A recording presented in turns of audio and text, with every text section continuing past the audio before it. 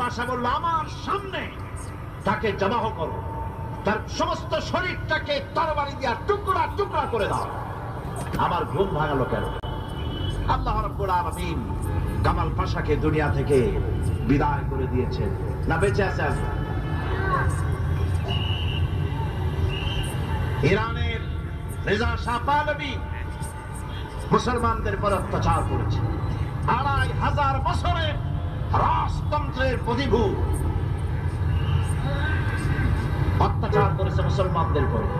মুসলমানের দেশে রাস্তায় রাস্তায় শুকর জবাহ হতো।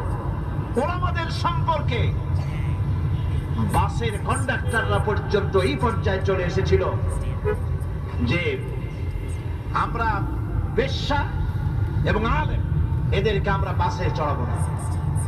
এভাবে করে ওলামাদেরকে ঘৃণা করা হলো, মহিলাদেরকে বেইজ্জত করা হলো, বেপরদা করা হলো। আল্লাহ পাক অ্যাকশন নিলেন, নেন নাই?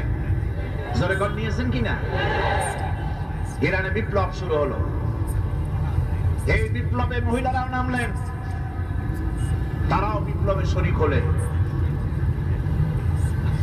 এরপরে রেজা শাহ পাহলভী বলবার জায়গা পায় নাই, আমেরিকা গিয়া পালালো। আমেরিকা তাকে জায়গা দিল না, পানামায় আসলো, পানামা জায়গা দিল না। কায়রোতে আসলো, কায়রোর একটি হোটেলে জীবনের শেষ দিনগুলি সেখানে কাটলো। এতিমের মতো, ভিক্ষুকের মতো দুনিয়া থেকে আল্লাহ সিল্লাতির সাথে বিদায় করে দিলেন। সেই আল্লাহ আছেন কি নাই? জোরে বলেন, আছেন কি নাই? ইসলামের সাথে এই শত্রুতা নতুন কিছু নয়, বহুত পুরানা।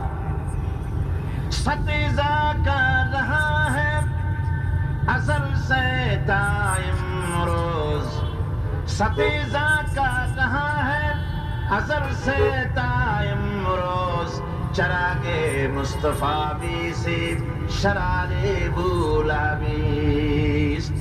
সেই আবহমান কাল থেকে ইসলামের বিরুদ্ধে এই ষড়যন্ত্র চলে আসছে।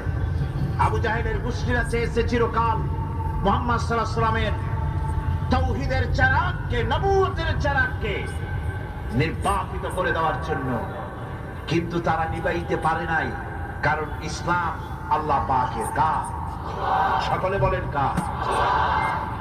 আল্লাহ রাব্বুল আলামিন বলেন, ইউরিদুনা লিইউতফিউ নূরাল্লাহি বিআফওয়াহিহিম ওয়াল্লাহু মুতিম্মু নূরিহি ওয়ালাউ কারিহাল কাফিরুন।